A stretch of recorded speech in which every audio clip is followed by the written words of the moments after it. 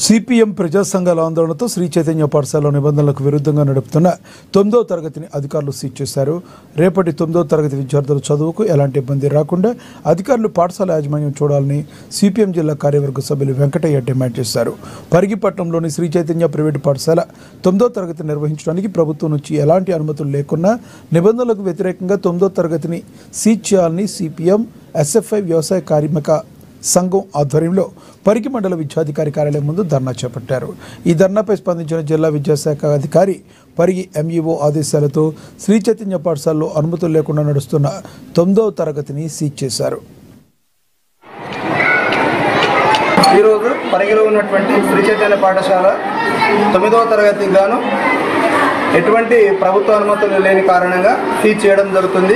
ఈ అంశాన్ని ఉన్నతాధికారుల దృష్టికి తీసుకెళ్లి వాళ్ళ సూచన మేరకే పాఠశాలలో 9వ తరగతి విద్యార్థులకు కూడా వాళ్ళ చదువుకు భంగం కలిగించకుండా వాళ్ళ తల్లిదండ్రులకు సమాచారం ఇవ్వమని తెలియజేయడం జరిగింది. వాళ్ళ ఎట్టి పరిస్థితుల్లో చదువును ఆపకుండా ఐదర్ వేరే పాఠశాలలోనైనా అడ్మిషన్ పొందాలి, లేకపోతే ఈ యాజమాన్యం ఏమైనా ఆల్టర్నేట్ అరేంజ్ చేస్తే దాని ప్రకారం వాళ్ళు చదువు కొనసాగించాల్సిందిగా విద్యార్థులు తెలియజేస్తూ ఉన్నతాధికారుల ఆదేశానుసారం 9th క్లాస్ను మాత్రం సీజ్ చేయడం జరిగింది. ఉన్నతాధికారుల నోటీస్కి ఈ అంశం మొత్తం చేరవేస్తాను.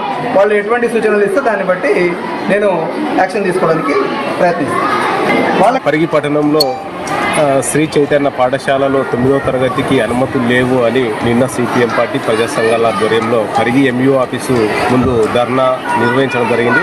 దీనికి స్పందించిన అధికారులు డిఈఓ కానీ ఎంఈఓ కానీ వెంటనే వచ్చి ఈరోజు ఆ యొక్క 9వ తరగతి క్లాసును సీజ్ చేయడం జరిగింది.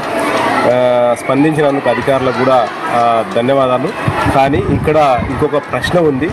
ఏంటంటే ఈరోజు 9వ తరగతి విద్యార్థులంతా కూడా ఇక్కడ స్కూల్ చూస్తున్నారైతే అంతా బయట క్లాసులు సీజ్ చేసి తీసుకురావడం జరిగింది.